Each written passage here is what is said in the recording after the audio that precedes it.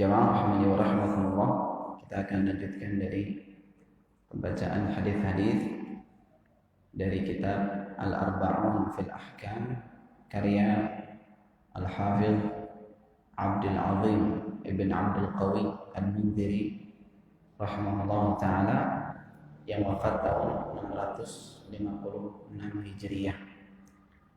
Rahimahullah, berisi tentang 40 hadis dari hadis-hadis fondasi di dalam fikih. Pada pertemuan sebelumnya kita sampai pada hadis yang ke-3. Maka pada kesempatan kali ini kita akan masuk kepada hadis yang keempat. Al-Musannif rahimahullah, al-hadithur rabi', hadis yang keempat. An Abdullah bin Zaid ibn Asim al-Ansari radhiyallahu anhu, dari Abdullah bin Zaid bin Asim al-Ansari radhiyallahu anhu, wa kanat lahu suhbah, dan beliau adalah orang yang memiliki suhbah, yaitu termasuk sahabat Nabi sallallahu alaihi wasallam. Artinya pernah bertemu Nabi SAW atau melihat Nabi di atas keimanan dan wafat di atas keimanan pula. Maka disebut dengan sahabi. Annahu qala, bahwasanya beliau berkata, qila lahu, dikatakan kepada beliau, yaitu Abdullah bin Zaid, tawadda' lana wudu'a Rasulillah sallallahu alaihi wasallam. Wudu'lah untuk kami sebagaimana wudu'nya Rasulullah sallallahu alaihi wasallam. Fada'a bi'ina'in, maka beliau meminta ina. Ina itu adalah tempat air yang kecil, seperti baskom kurang lebih atau gayung di bahasa kita. Fada'a bi'ina'in, beliau meminta ina atau tempat air yang kecil. Fa'akfa'a minhu ala yadayhi, lalu beliau menuangkan dari tempat air tersebut kepada atau ke atas kedua tangannya. Faghasalahuma thalathan, lalu beliau mencuci keduanya 3 kali, yaitu kedua tangannya 3 kali. Thumma adkhala yadahu fil ina, lalu beliau memasukkan tangannya ke tempat air tadi. Fastakhrajaha, lalu beliau mengeluarkan tangannya, yaitu yang disertai dengan air. Fatamadmada wastanshaqa min kaffin wahid, lalu beliau bermadmada atau berkumur, wastanshaqa, dan menghirup air ke hidung, disebut istinshaq. Min kaffin wahid, dari satu telapak tangan. Fafa'ala dzalika thalathan, dan beliau melakukan itu 3 kali. Thumma adkhala yadahu fil ina, lalu beliau memasukkan tangannya kembali ke tempat air tadi. Fastakhrajaha, lalu beliau mengeluarkan tangannya tersebut dengan air. Faghasala wajhahu thalathan, lalu beliau mencuci mukanya 3 kali.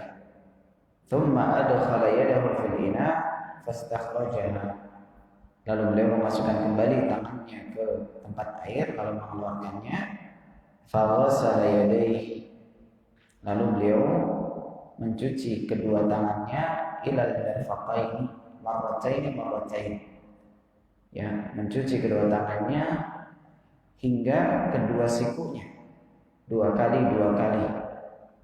Thumma adkhala yadahu fil ina fastakhrajaha, lalu beliau memasukkan tangannya kembali ke tempat air dan mengeluarkannya. Masaha bi ra'sihi, lalu beliau mengusap kepalanya. Fa'aqbala bi yadayhi wa adbar, beliau mengarahkan tangannya ke belakang lalu ke depan. Thumma wamasa bisabbabatayhi wa ibahamaihi fil ina. Lalu beliau mencelupkan kedua jari telunjuknya dan kedua ibu jarinya ke tempat air. Lalu beliau mencelupkan kedua telunjuknya dan kedua ibu jarinya ke tempat air. Famasaha udhunaihi dhahirahuma wa batinahuma. Lalu beliau mengusap kedua telinganya yang bagian luar dan bagian dalamnya. Thumma ghassala rijlaihi ila al-ka'bayn. Lalu beliau mencuci kedua kakinya hingga mata kaki. Thumma qala, lalu beliau mengatakan, hakadha kana wudu Rasulullah sallallahu alaihi wasallam. Seperti inilah dahulu wudunya Rasulullah sallallahu alaihi wasallam. Akhrajahu al-Bukhari wa Muslim. Hadis riwayat Bukhari dan Muslim. Baik. Nah, di sini yang memiliki buku itu ada bagian yang diberi ma'kufatain. Ma'kufatain itu pagar dari thumma wamasa bisabbabatayhi wa ibahamaihi fil ina famasaha udhunaihi dhahirahuma wa batinahuma. Ini lafaz ini yaitu yang mencelupkan kedua telunjuknya dan kedua ibu jarinya ke air itu tidak ada di dalam riwayat Bukhari dan Muslim. Bahkan kata para ulama juga tidak ada di dalam kutubus sunnah. Wallahu a'lam dari mana beliau dapat lafaz ini. Ya, karena tidak ada di dalam Bukhari dan Muslim. Yaitu bagian yang mencelupkan jari telunjuknya dan ibu jarinya ke tempat air lalu mengusap dengannya kedua telinganya. Itu tidak ada di dalam riwayat Bukhari dan Muslim, dan bahkan kata para ulama tidak ada juga di kitab-kitab sunnah, kitab-kitab hadis. Allah alam, beliau mungkin memiliki naskah yang berbeda dengan naskah Bukhari dan Muslim yang kita miliki sekarang. Baik. Nah, di sini dalam hadis Abdullah bin Zaid ini adalah hadis tentang tata cara wudunya Nabi Sallallahu Alaihi Wasallam. Dan ini adalah tata cara yang sempurna. Ya, karena tata cara wudu itu ada dua, ada yang sifatul kamal, ada sifatul ijza. Sifatul kamal adalah cara yang sempurna. Adapun sifat ijza adalah tata cara yang mencukupi. Artinya minimalis. Ya, tata cara yang minimalis yaitu mencukupkan pada perkara yang wajib saja. Perkara yang wajib saja, seperti misalnya langsung dia memulai dengan berkumur-kumur dan juga madmadah dan juga istinsyaq. Ini menurut pendapat yang lebih kuat, dia adalah wajib satu kali. Lalu membasuh muka, mencuci muka satu kali, mencuci kedua tangan satu kali, mengusap kepala satu kali, mencuci kaki satu kali, dengan meratakan airnya sampai berjatuhan airnya. Ini ada apa bedanya berjatuhan dengan tidak berjatuhan? Kata para ulama, di dalam bahasa syariat itu ada 4 tingkatan berkaitan dengan air. Ada yang pertama namanya masah. Ini yang paling ringan, yaitu cuma mengusap saja. Mengusap. Masah namanya, masah.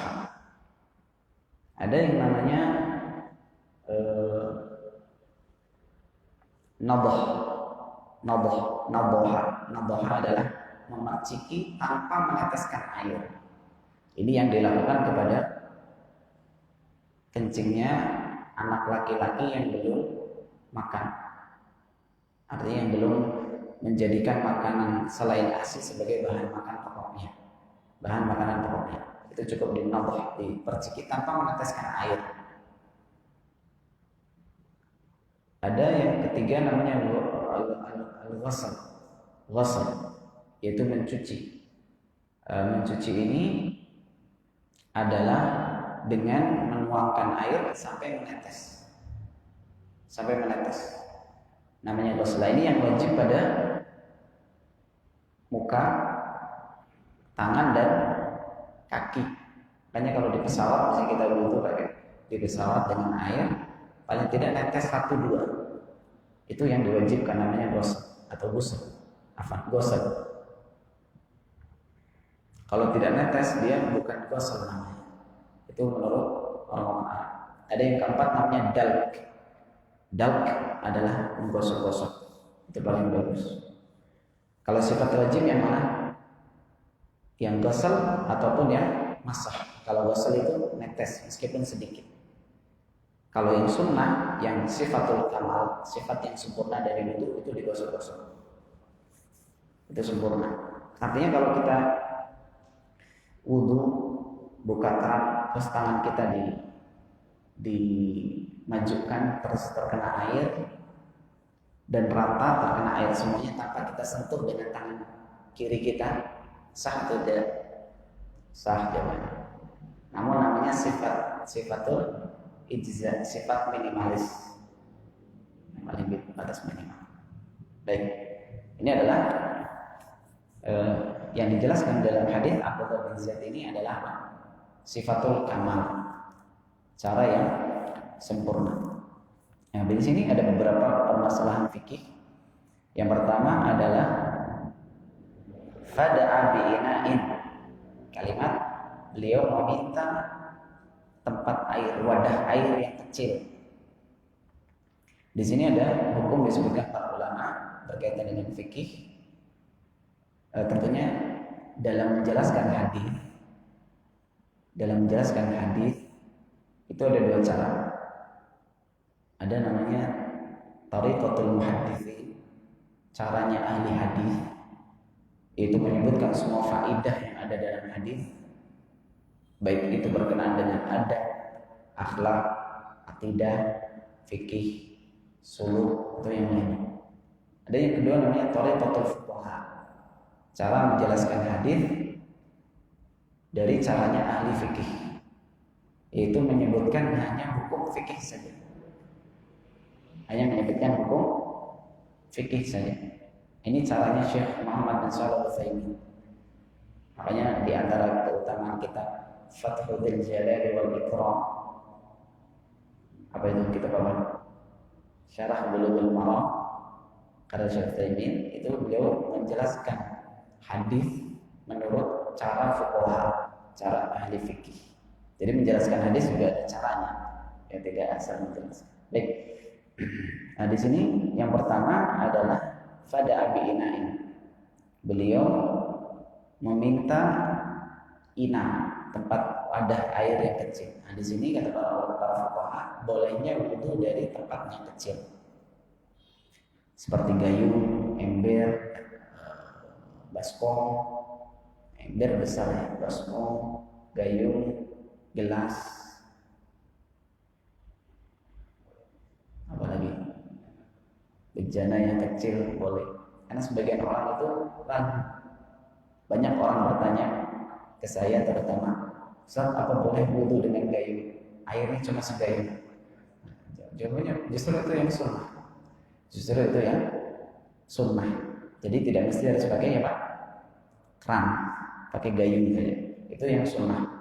Nah, di sini hadisnya ya fada'a bi'inana. Beliau meminta wadah air. Maka di sini boleh hukumnya berwudu dengan ina. Mubah, ya, hukumnya mubah. Kemudian juga di sini fada'a bi'ina ada hukum yang lain, yaitu disunahkannya menyedikitkan air. Karena ina itu kecil. Maka para fuqaha mengambil kesimpulan, maka disunahkan juga wudu dengan menyedikitkan air. Ya. Sesuai kebutuhan. Tadi yang penting batas minimalnya apa? Dapat. Kalau ghusl itu sampai netes. Makanya satu gelas minum gelas air mineral itu cukup untuk berwudu. 1 gelas air mineral, gelas. Yang penting tadi ada yang netes, itu sudah disebut dengan ghusl. Dalam beberapa riwayat Nabi SAW itu berwudu dengan mud dan mandi dengan sok atau 5 mud.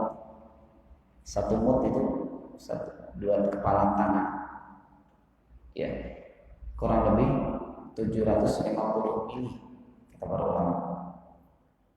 Maka kalau 1 sok 4 mud 4 kali 3 liter itu biasanya Nabi SAW menggunakan. Bisa lebih bisa kurang, bisa lebih bisa kurang. Baik. Kemudian di sini fawasalahuma thalathan. Ya, beliau radhiyallahu anhu menuangkan air dari dari wadah air tadi ke kedua tangannya, yaitu kedua telapak tangannya, lalu mencucinya 3 kali. Nah, di sini hukum juga berkaitan dengan fikih, yaitu disunnahkan mencuci telapak tangan 3 kali sebelum berwudu, selain bangun tidur. Adapun kalau bangun tidur, kemarin kita sudah sebutkan hukumnya apa? Wajib. Kalau bangun tidur malam, ya, maka bisa digabung saja niatnya. Dia niatkan mencuci bangun tidur dengan berwudu sekalian. Jadi tidak perlu mencuci 6 kali. Jadi 3 kali saja sudah cukup dengan meniatkan 2 niat. Nah, maka hukumnya apa? Mencuci kedua tangan, telapak tangan sebelum berwudu hukumnya adalah sunnah. Kemudian di sini beliau menyebutkan fama madha wastanshaqa min kaffin wahid. Lalu beliau yaitu Allah bin Zaid berkumur-kumur dan beristinsyaq dari 1 telapak tangan. Maksudnya 1 telapak tangan adalah 1 ambil air, 1 kali ambil untuk 1 kali kumur dan istinsyaq. Istinsyaq itu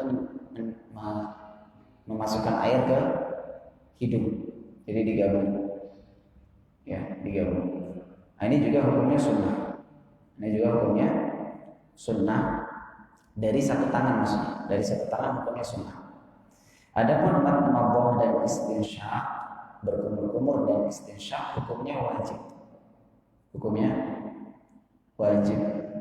Karena berkumur dan istinsyaq masuk ke muka, dan muka ini rukun di dalam wudu.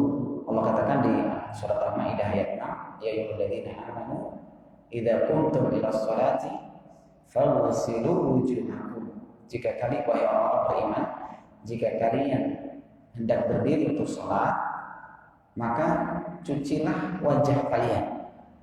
Di sini tidak ada madmadah dan istinsyaq, kata para ulama, karena hidung dan mulut ini masuk ke muka. Itu cara pendalilannya seperti itu.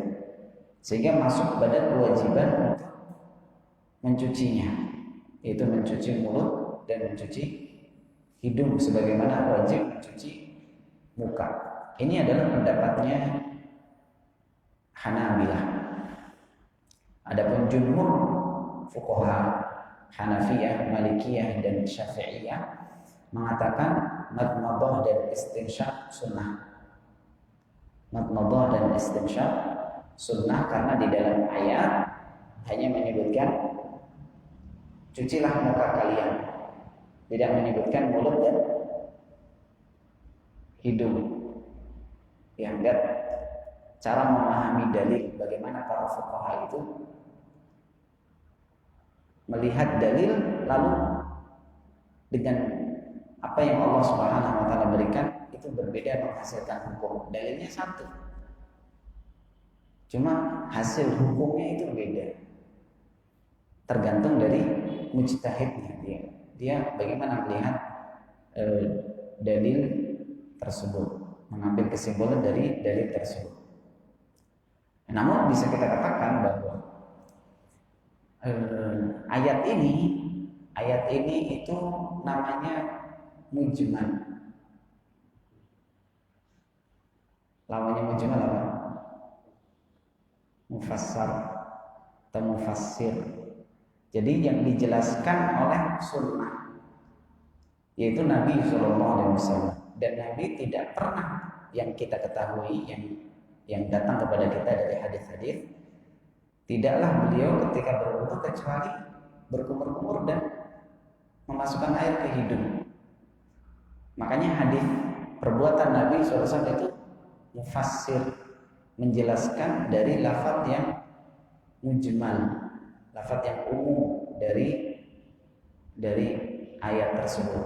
Makanya Allah alam pendapat yang lebih kuat, madmadah dan istinsyaq hukumnya wajib. Hukumnya wajib. Baik. Madmadah ini ada dua cara. Madmadah ada dua cara, sama sifatul kamal dan sifatul ijza. Sifat yang sempurna dan tata cara yang sempurna dan tata cara yang minimal sah gitu. Yang sempurna adalah dengan 4 hal, dengan 3 hal. Yang pertama adalah memasukkan air, memutarkannya, ya, menggerakkannya dan memutarkannya. 3. Memasukkan air, menggerakkannya dan memutarkannya ke seluruh bagian mulut, itu yang sempurna. Jadi bukan hanya masuk sedikit di ujung mulut langsung dikeluarkan lagi. Kalau yang sempurna ya. Adapun yang sah adalah memasukkan air. Sekedar memasukkan air ke mulut maka dianggap sah. Ya. Tapi kalau mau yang sempurna Pak, dengan 3 hal. Yang pertama dimasukkan, diputarkan, digerakkan lalu diputarkan. Lalu dibuang. Bisa ya, tergambar ya, terbayang ya. Nah, itu ada sifat kamal dan sifat al-ijza.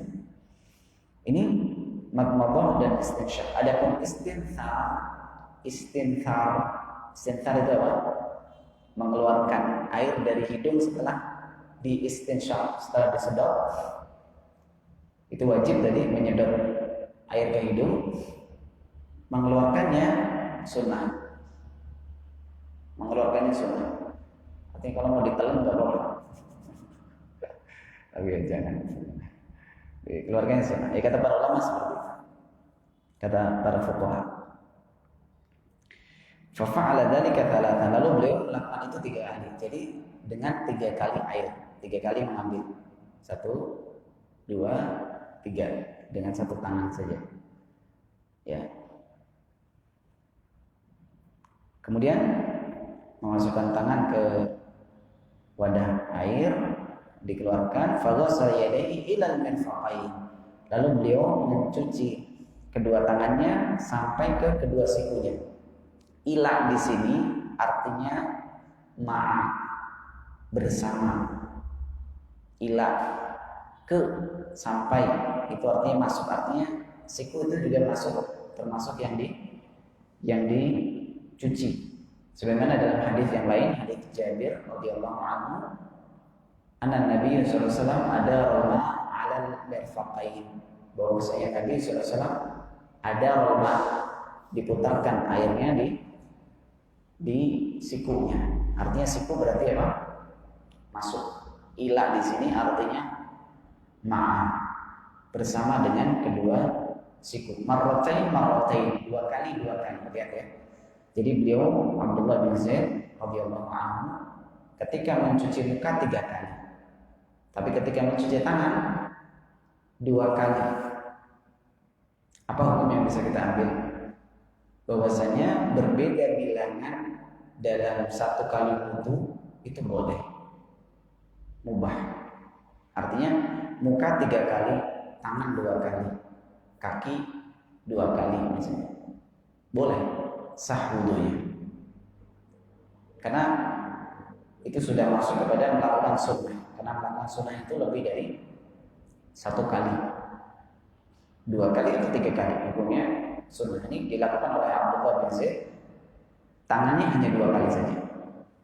Ya, tangannya hanya dicuci 2 kali. Ini menunjukkan hukum kepada kita bahwa boleh berbeda bilangan dalam 1 kali wudu. dalam satu kali wudu. Kemudian beliau masukkan lagi tangannya ke tempat air, famassaha bi ra'sihi. Lalu beliau mengusap kepalanya. Mengusap kepalanya. Huruf ba di sini namanya apa? Ba apa? Lil ilsaq. Lil ilsaq. Ilsaq itu artinya menyeluruh. Jadi mengusap kepalanya secara menyeluruh. Sebagian para ulama seperti Syafi'iyah dan juga Hanafiyah memandang ba di sini adalah litab'id, untuk sebagiannya. Makanya dalam mazhab Syafi'i kalau mengusap sebagian kepala saja sudah sah. Yang penting kepala. Yang penting kepala. Tapi kalau apa namanya? Batuk apa batuk?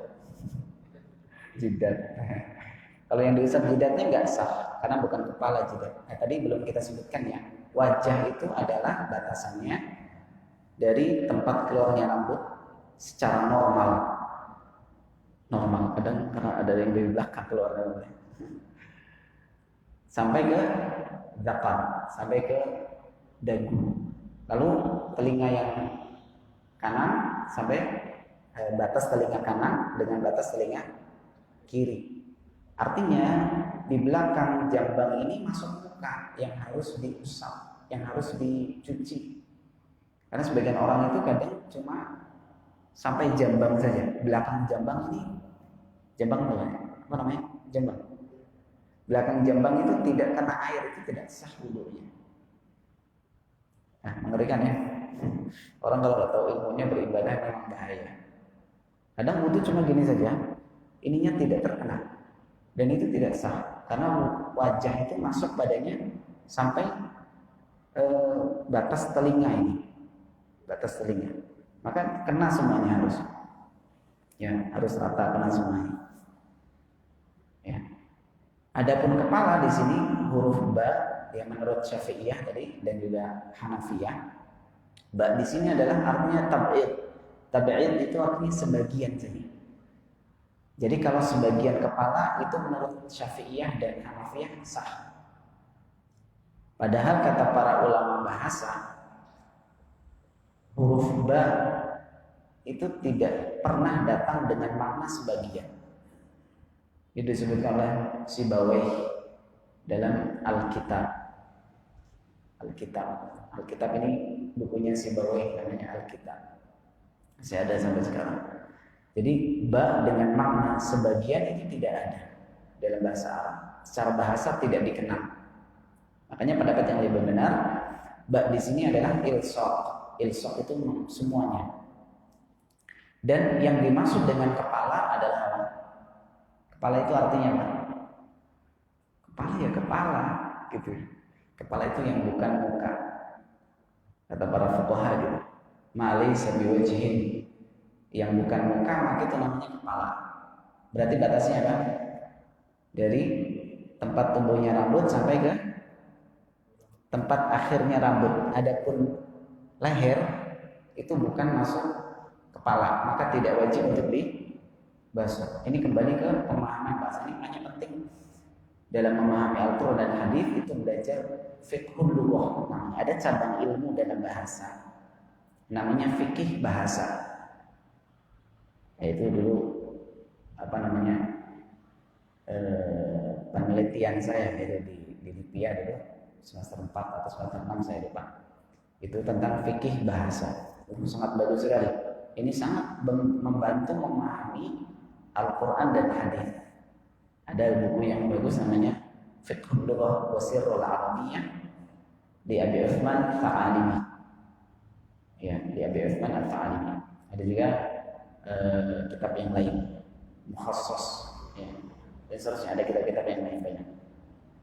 Jadi kepala itu, jadi tidak masuk padanya leher, leher tidak masuk kepala, maka tidak perlu diusap. Seperti itu juga rambut yang melebihi apa namanya tadi? Ini apa sih Pak? Namanya apa? Tengkuk. Ya. Rambut yang melebihi itu namanya mustarsil, asy'arul mustarsil. Misalnya perempuan, maka rambut yang melebihi dari tempat tumbuhnya rambut itu tidak sunnah untuk diusap, karena itu bukan kepala, ya, tidak disyariatkan. Itu bahasa lebih tepatnya tidak disyariatkan untuk diusap. Artinya mubah saja, karena yang wajib adalah kepala. Kepala tadi bagiannya apa? Dari tempat tumbuhnya rambut sampai akhir tumbuhnya rambut di kepala, itu namanya kepala. Para ulama mengatakan wajib membasuh rambut yang melebihi kepala, itu wajib. Kenapa? Karena tumbuhnya dari kepala. Ya, berarti yang tumbuhnya juga wajib. Sama seperti tadi jenggot yang mustarsil. Jenggot itu hukumnya apa? Ketika atau apakah dia wajib seperti muka, harus dibasahi, harus ditahlil, harus dimasukkan air karena dia masuk ke muka, atau tidak? Jawabannya tidak. Karena yang wajib adalah muka, dan muka tadi secara bahasa sudah dikenal, sudah diketahui, maklum artinya secara bahasa. Ya, ini bagaimana pentingnya memahami fikih lughah, fikih bahasa untuk memahami Al-Qur'an dan hadis. Nah, di sini kata Abdullah bin Zaid, fa'aqbala biyadayhi wa adbar. Fa'aqbala itu artinya ke depan lalu ke belakang, gitu. Nah, gimana? Ke depan ke belakang, berarti mulainya dari belakang, gitu. Enggak, ini bahasanya, uslub gaya bahasanya orang Arab. Nah, ini juga kita penting mengetahui, namanya Ahwalul Arab. Ada kitab, saya lupa judulnya, itu ada bagus, kita menjelaskan bagaimana orang Arab memahami kalimat itu di zaman Nabi Sallallahu Alaihi Wasallam. Ya, contohnya darrah, faman ya'mal mithqala darrah. Darrah itu di zaman Nabi mereka hanya tahu darrah adalah semut hitam yang kecil. Itu yang diketahui. Maka tafsiran yang benar, darrah itu semut hitam yang kecil, semut kecil hitam, darrah. Adapun darrah dengan mengartikan atom, itu adalah tafsir zaman ini, bukan tafsir salaf, karena salaf tidak ngerti atom itu apa. Paham ya? Jadi cara memahami Al-Quran dan hadis juga dengan keadaan yang ada di zaman itu, ya, yang ada di zaman itu. Contohnya di sini, aqbala biyadayhi wa adbar. Ini adalah uslub gaya bahasa orang Arab. Orang Arab nggak ngomong adbar biyadayhi wa aqbal, itu enggak. Adbaro itu artinya ke belakang lalu ke depan. Itu kan seperti itu harusnya, ya. Artinya wudhu itu memang dari depan ke belakang lalu ke depan lagi. Cuma bahasanya orang Arab, aqbala biyadayhi wa adbar, bukan adbar biyadayhi wa aqbal. Paham ya? Ini uslub gaya bahasa. Sebenarnya dalam hadis Abdullah bin Zaid yang lain, bada'a bi muqaddami ra'sihi thumma dhahaba bihima ila qafah thumma raddahuma ila al-makan alladhi bada'a minhu. Dalam riwayat yang lain, Abdullah bin Zaid mengatakan memulai dari depan lalu ke belakang lalu kembali lagi ke bagian depan, ya, kembali lagi ke bagian depannya. Itu cara mengusap kepala.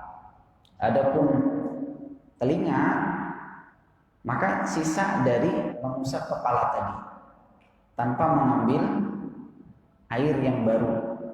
Bahkan dikatakan sebagai para ulama, tidak ada dalil yang sah, tidak ada dalil yang sah yang menunjukkan, kalau tidak salah Ibnu Qayyim, saya agak lupa, kalau tidak salah Ibnu Qayyim yang mengatakan tidak ada dalil yang sah mengambil air baru untuk telinga, ya, meskipun diriwayatkan dari Ibnu Umar. Makanya para fuqaha mengatakan sunnah mengambil air dari untuk telinga, bukan sunnah ya, mustahab. Karena tidak ada dalil yang sah, cuma perbuatan Ibnu Umar. Ada perbuatan Ibnu Umar radhiyallahu anhu. Dan Ibnu Umar terkenal orang yang sangat kuat tamasuk dengan sunnah. Itu Ibnu Umar kuat sekali. Maka tidaklah Ibnu Umar melakukan itu, kemungkinan besar Ibnu Umar tidaklah melakukan itu kecuali pernah melihat dari Nabi. Cuma dalil dari Nabi itu sendiri tidak ada yang sah. Bisa dipahami ya? Ini bagaimana? Makanya jangan gampang mengatakan ini pendapat ini para ahli fikih tidak ada dalilnya. Itu nggak mungkin, para ahli fikih itu tidak berlandaskan dalil. Mustahil. Jadi jangan mudah mengatakan, oh pendapat ini tidak ada dalilnya. Katakan tidak ada dalil yang sah menurut yang saya ketahui. Nah, mungkin itu benar. Atau menurut Ibnu Qayyim, gitu. Jangan, ini tidak ada dalilnya sama sekali. Dalilnya. Nah, padahal disebutkan di kitab-kitab fikih misalnya gitu. Seperti contohnya mengambil air untuk telinga sunnah, mustahab mustahab menurut fuqaha. Ya, padahal ada di riwayat dari siapa? Ibnu Umar radhiyallahu anhu. Kemudian terakhir adalah mencuci kaki sampai ke mata kaki. Ini juga hukumnya wajib. Allah alam. Habis waktunya? Baik, cuma bisa bahas satu hadis.